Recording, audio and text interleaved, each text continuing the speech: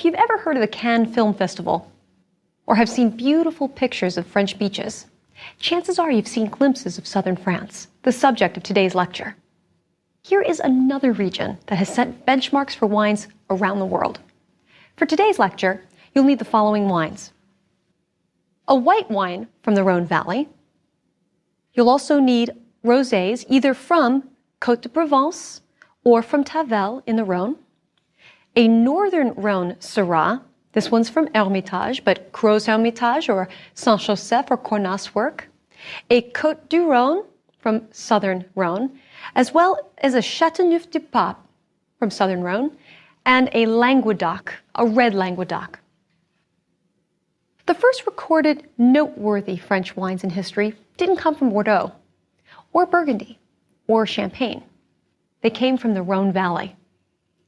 Pliny, the first century Roman author and naturalist, stated that wines produced in Vienna, modern Vienne in the Rhône Valley, were excellent, high-priced, and a source of national pride for the people who lived there. Fortunately, the Romans could easily transport wines from the Rhône Valley because the Rhône River flows south to the Mediterranean. The Rhône Valley is treated as one region, but it consists of two sections, the northern Rhône and the southern Rhône. The northern Rhône Valley wines are some of the highest quality, or I should say, have the best reputations of the entire Rhône Valley. The climate is continental, although there is some Mediterranean influence. The valley is quite steep and narrow in the northern Rhône, so the vines are generally staked to a single post. The main grape varieties there include 3 white grapes, Viognier, Marsanne, and Roussanne, and 1 red grape variety, Syrah. If you have a Viognier, do your chest, chin, and nose test. Is it aromatic? It should be. Now, the fruits that you get in Viognier are quite round and quite big. It'll probably be reminiscent of stone fruit, peaches, apricots. But the marker that you get for Viognier is white flowers.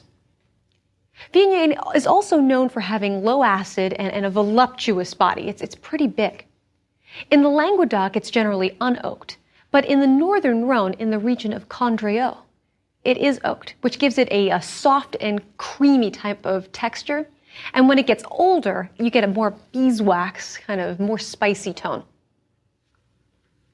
You also see this grape in the Languedoc, which we'll talk about later. In the Languedoc, it's generally unoaked and appreciated for its youthful, fruity, and floral character. The other white varieties you see in the northern Rhône, Marsanne and Roussanne, are rarely seen apart and make up the white wines of white Hermitage and white Gros Hermitage. Roussanne can have pear aromas and something a bit herbal, while Marsanne adds a floral or jasmine and stone fruit flavor, remember, about apricots and peaches. Marsanne has a tendency to get a little blousy. Remember, this describes a wine with lower acid and fuller weight. This is why its thinner sister Roussanne is generally blended in with it for the bustier Marsanne to balance it out. Now let's go to the reds. As we discussed in Lecture 6, Syrah is known for strong red raspberry aromas with notes of black pepper spice. The northern Rhône is one benchmark and a traditional style for Syrah, where it can be particularly deep, dark, rich, and meaty. The most northern region within the northern Rhône, known for red, is Côte Rôtie. This means roasted coast or roasted slope in French. And it's so named because of its intense sun exposure. The vineyards here are so steep that the berries must be picked by hands, and the vines are posted on stakes. However, the north wind that blows through the northern Rhône, and even stronger in the southern Rhône, is called le Mistral, keeps these grapes cool at night and reduces berry size. Smaller berries means smaller pulp-to-skin ratio, which means more intense color and richness. If you have a Côte Rôtie as your example of northern Rhône, you'll notice that it's really deep ruby color. And most examples are fairly opaque. You can't see your fingers through it. Côte Rôtie is unique among the reds of the northern Rhône as it's a blend. It's here that Syrah is blended with up to 20% Viognier. It was probably added traditionally to soften some of the robust richness and gripping tannins of Syrah, which is, because it's so far up north in the Rhône Valley, although Viognier also adds an aromatic lift and elegance to the wine. On the palate, Côte Rôtie is full-bodied, rich, meaty, and can even have the aromas of roasted meat, like with hints of rosemary, like an entire feast unto itself. If it's a youthful vintage, then the tannins are really quite dense and gripping, though again, this is generally not as gripping as Cab. Then there is Hermitage, which we have here. It's the most famous and generally regarded as the highest quality appellation with the longest lived wines in the entire Rhône Valley. The name Hermitage comes from a legend from the 13th century Crusades. A wounded knight came back from the Crusades, sought refuge on this very hill surrounded by vines, and lived there as a hermit, Hermitage. A chapel of St. Christopher still stands near the top of the hill of Hermitage today. The hill of Hermitage is where the best wines come from, especially on the southwest-facing slopes, where the soils of granite retain a lot of the sun's warmth throughout the day. Unlike with Côte Rôtie, the wines of Hermitage are generally pure Syrah. Unlike in Bordeaux and Burgundy, there is no strict classification here. However, there are climats. A climat is a specific vineyard known for its high quality and unique characteristics within an appellation such as Hermitage, and you'll see this on the label. Now let's taste the Hermitage. You'll notice it has a very deep color. Again, not as deep as Cab, but sometimes it can get quite inky, and I've seen ones that almost look black, and you can definitely not see your fingers through it. Now let's do the aroma test.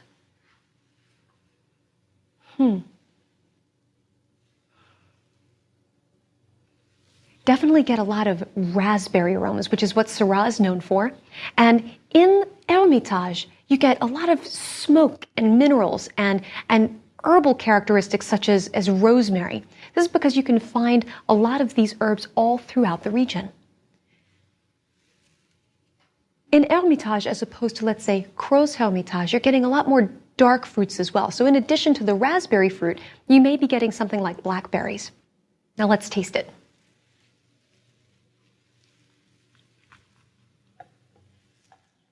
It's full-bodied, powerfully firm tannins, but it's got balanced level of acidity as well. And the alcohol is a little bit warmer. You can definitely tell this is from a southern region, a warmer climate than what we were dealing with before. You can tell this also needs some time because it's tightly knit at the moment. And what I mean by that is that the fruit is kind of competing with the tannins at the moment, and it's not breaking apart, and it's not elegant yet. So it's a little bit tight. It needs some time to loosen up. It's also got a high level of oak to it. And you can tell because it's got a lot of toasty aromas. And you still also get some of that vanilla spice as well. But it's very complex because you taste the fruit, you taste the smoke, the minerals, the rosemary, a little bit of, almost tastes like a meatiness that has there. And also, notice I've been talking for quite some time. Notice the flavor is still lasting in your mouth. It is in mine. Now, Crozes Hermitage is the Northern Rhone's largest volume wine producer. But that doesn't say very much, as they still produce very tiny quantities of wine.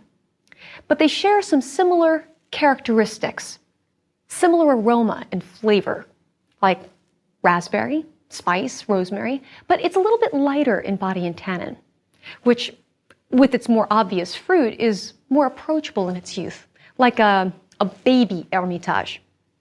Crozes Hermitage is more moderate to Hermitage's high prices and can be a definite great value. The regions of Saint-Joseph and Cornas are also great values, also made of Syrah, with the aromas of raspberry and spice, but also with something a bit more rustic. What do I mean by that? Have you heard that term, rustic? Now, think of the tannins that you've tasted in your mouth. In something like the Hermitage, it is powerful, but they are quite fine. And when we were talking about Bordeaux, they were also powerful, but they were velvety. Now, when I say rustic, I mean that the tannins are a bit more coarse they are less refined, and the aromas that you get are more earthy. Imagine walking through the woods, let's say on a damp day, and you can smell the damp earth and some of the damp leaves. That's what I mean by more of an earthy kind of character. And that's what I mean by rustic. Again, not necessarily a bad thing, and it can add layers of complexity. But these regions are definite great values for Old World classics. Now we come to the southern Rhône, which is much larger and produces a lot more wine. As the Rhône River flows south towards the Mediterranean, the structure of the valley changes from the steep high valley of the northern Rhône with its steep slopes and flattens out towards the southern Rhône. Much of this land is fields of herbs called garrigues, where the winds blow their spicy scent across the vineyards and you can smell these herbs in the wines. The climate here is quite Mediterranean, meaning it's rainy mostly in the winter and both milder and warmer than the northern Rhône region. The northern Mistral wind, remember the wind, however, is very strong here. And while that helps keep away fungal disease, it can cause a lot of wind damage, which is the reason why the vines are not trained along wires, but instead are trained low to the ground and leaning into the wind in a bush style they call gobelet. The terrain is characterized by these large rounded stones called galets. They can be several inches across, actually. They retain heat very well and reflect the heat up onto the low-trained vines during the day and during the night. There are dozens of grape varieties permitted here, although the most important and predominant grape variety here is Grenache. Grenache is also called Garnacha in Spain, and it's a noble grape variety, although we really didn't have time to discuss it in Lecture 6. However, Southern Rhône is its benchmark. Grenache, while a full-bodied red variety, is fairly pale in color. My benchmark for Grenache is a juicy sweet cherry, kind of like a cherry-flavored hard candy. However, similar to Syrah, it has its own spice, but instead of black pepper spice, it's more of a note of licorice. And unlike the other red grape varieties we've looked at so far, Grenache is a red grape variety that is low in acid, but it's quite high in alcohol. This grape is a beach bunny. It loves the sun, and Grenache produces quite a bit of sugar, which translates into that high level of alcohol. The best-known region of the Southern Rhône for this is Châteauneuf-du-Pape, which translates into the new castle or the new house of the Pope in French. And you'll notice on all the bottles of Châteauneuf-du-Pape, we have a white Châteauneuf-du-Pape here and a red Châteauneuf-du-Pape over here. You'll notice the papal seal on the label, or on the bottle itself. Actually, it's raised. And this refers to the relocation of the papal court to Avignon in the Southern Rhône in the 14th century. Now here I have a Châteauneuf-du-Pape, a red Châteauneuf-du-Pape. There are 13 grape varieties, red and white, that are permitted here. Now notice that it's a medium ruby color. And if you want, you can compare it to the Hermitage, and you'll notice it's paler. This is what I was talking to you about, saying that it is paler than Syrah. Now let's do the chest, chin, nose test.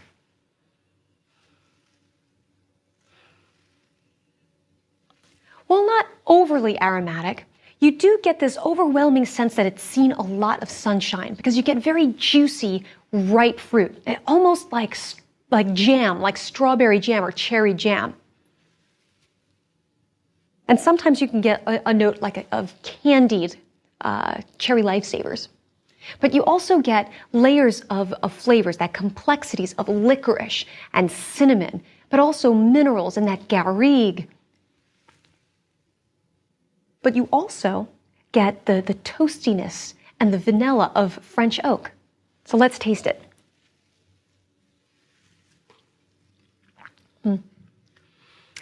It's very rich and concentrated in its fruit, but you definitely notice the low acid in comparison to the wines we were tasting before. The tannins are firm, but they're very fine, so they're the opposite of coarse. And there's, like I said, there's many layers of complexity here with the fruit, the herbs, the minerals, the vanilla, the toast. It just goes on and on and on. It has a really long finish as well. If you have a gigondas, the flavors are fairly similar, though gigondas will be a bit more rustic and earthy, and it lacks the finesse and the power that is Châteauneuf-du-Pape. It's the same with the region of Baccarat as well. Côte du Rhône generally has a higher percentage of other grape varieties blended in, such as Mourvèdre and Cinsault, which add color and acidity respectively. And they're usually the more moderately priced within the region. Here we have a Côte du Rhône, and what I'd like for you to do is pick up, if you have it, the Côte du Rhône versus the Châteauneuf-du-Pape.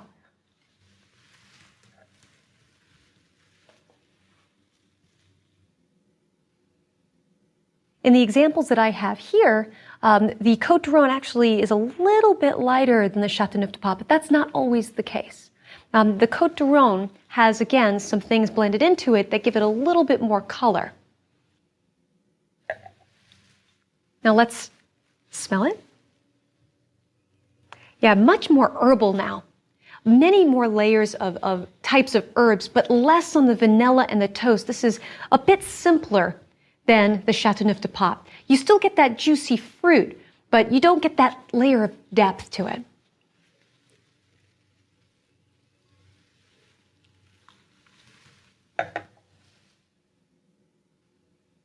Again, you see a little bit of the low acid, but it's a bit higher than the Châteauneuf-du-Pape. Again, this comes to the higher percentages of other grape varieties that are blended into it.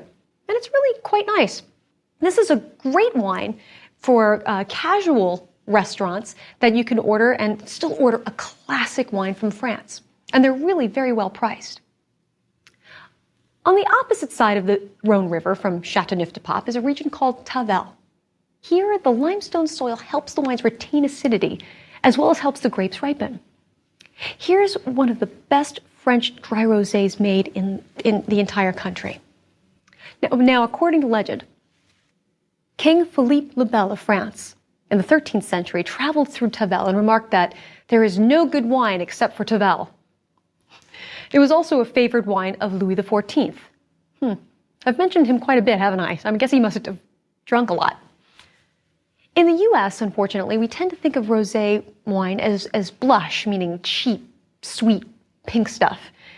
Now, I'm not knocking blush, as I still enjoy it. However, dry rosés can still be some of the best wines to drink during the summer and the spring that you can find. They're beautifully fruity, and the ones from the southern France have much more complexity and finesse. They're also incredibly food-friendly and have great versatility, which we'll talk about in Lecture 24. They're made with many grape varieties of the area, including Grenache, Mourvèdre, Cinsault, and Syrah, and some white grape varieties such as Clairette and Bourbon. Rosés are made by allowing the juice to sit with the skins for some hours. The longer it sits, the more color it gets. Tavel sits from anywhere 12 to 36 hours, depending on the vintage. Now you're going to notice here we have two rosés. The one I have on the right is Tavel. The one I have on my left, if I'm facing it, is the Côte de Provence. Now, you'll probably see that the Tavel is a little bit deeper in color. That's probably because it spent more time sitting on the skins than the Côte de Provence. Now, an additional method for making rosé include bleeding the juice off the vats of crushed red grapes. The juice is left in the vats after bleeding some of it out, and it's left there to macerate. This method of bleeding is called saigner, or bled in French. Lastly, a way to make rosé is to add colored juice back prior to fermentation, or wine, red wine, after fermentation. So why would they add the juice before? Well, Tavel is a dry wine, and if the juice was added after fermentation, it would be sweet. You would be able to tell. Now, in general, more modern techniques ferment rosés at lower temperatures to retain the fruitiness, as these wines are intended to be consumed young. I mean, most Tavel and Provence rosés are fermented completely bone dry. So if you pick one up expecting it to be sugary sweet, you're going to be disappointed. However, the wines have a sweet impression of fruitiness that can seem sweet on the palate. Remember from lecture 2, you can test to see if it's sweet? You know, remember the hold your nose while you taste test? Your tongue doesn't lie. Now here we have a Tavel. Notice its gorgeous salmon pink color. And you can pick it up and compare it to the Provence rosé. Definitely deeper in color. They're just such pretty wines. Now let's taste it.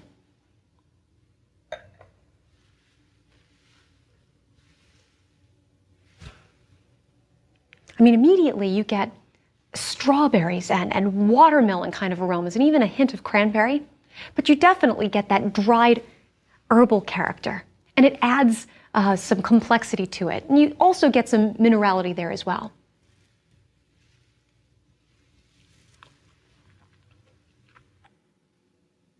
Wow, just tasting this reminds me of summer automatically. On the palate, it's dry, but it's fresh, it's fruity, you're getting layers in there, it's got some depth. I mean, I could be on a beach somewhere being perfectly happy with this wine. Between the cities of Marseille and Nice, along the southern French coast, is a region called Provence. Because of 3,000 hours of sunshine a year, little rainfall and the Mistral wind, it's a prime location for organic viniculture, which we'll look at in more detail in lecture 17. Provence is also famous for its rosé. You'll probably see Provence rosé on a wine list more often than you're going to see Tavel, just because Tavel is made in such tiny quantities, and there's more Provence rosé made. It too is made of Grenache, Cinsault, Mourvèdre, and has similar characteristics, yet it has a little bit more of a lavender note, as it grows so prevalently there. Now we go on to the Languedoc, home of France's best value wines, largest wine-producing region, and pioneers in winemaking. With its warm Mediterranean climate, it has very ripe fruit, and many of the producers there are experimenting with new technologies. It's like the California of France, and there are some great values to be had. The Languedoc takes its name from a time when its inhabitants spoke Occitan, which, the name, the Languedoc, language of the Occitan. However, this is also the place where France has wine terrorists, believe it or not, called CRAV, which stands for Le Comité Régional d'Action Viticole, Regional Committee for Viticultural Action. Now, back in March of 2009, they slipped into a cooperative group in Nimes, pulled out the plugs from some vats, and emptied the equivalent of 1.2 million bottles of wine onto the premises, from where it seeped out into the adjacent river.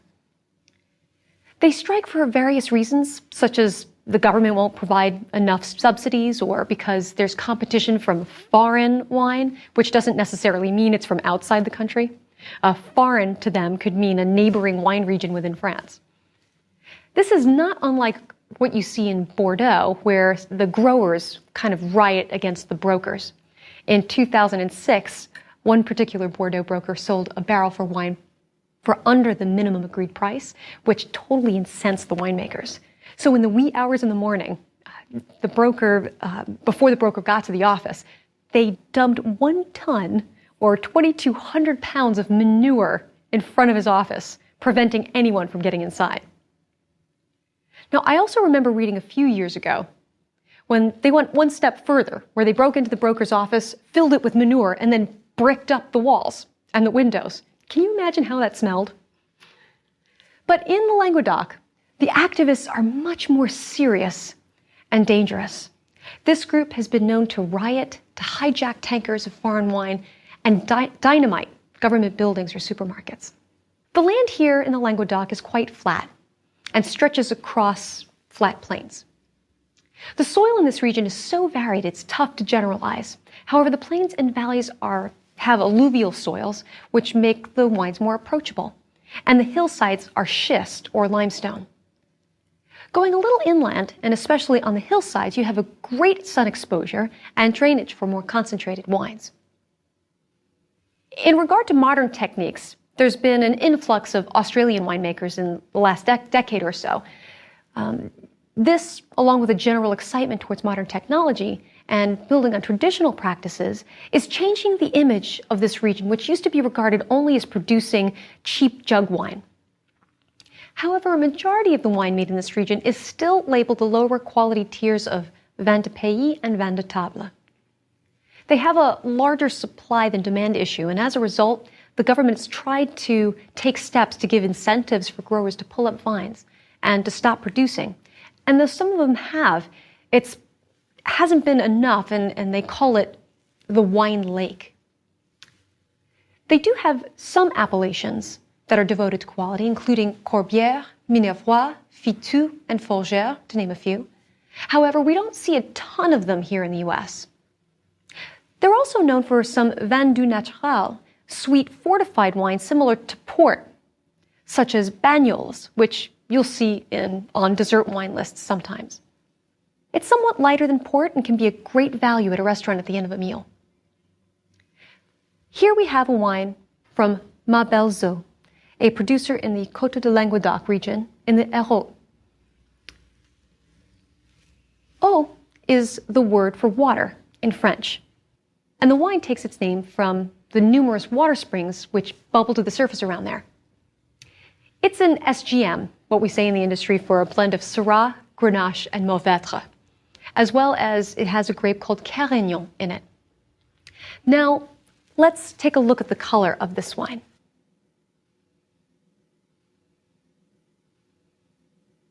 It's quite deep, actually. And it's slightly opaque. I can barely see my fingers through it.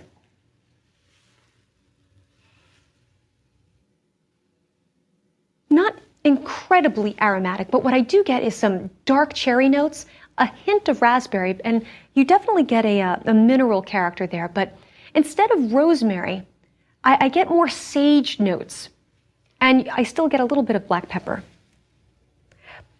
But what I do get is something, what I call bramble, which is a woodsy or a bark.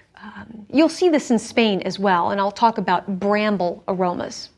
And you may see it in reviews as well. Now let's taste it.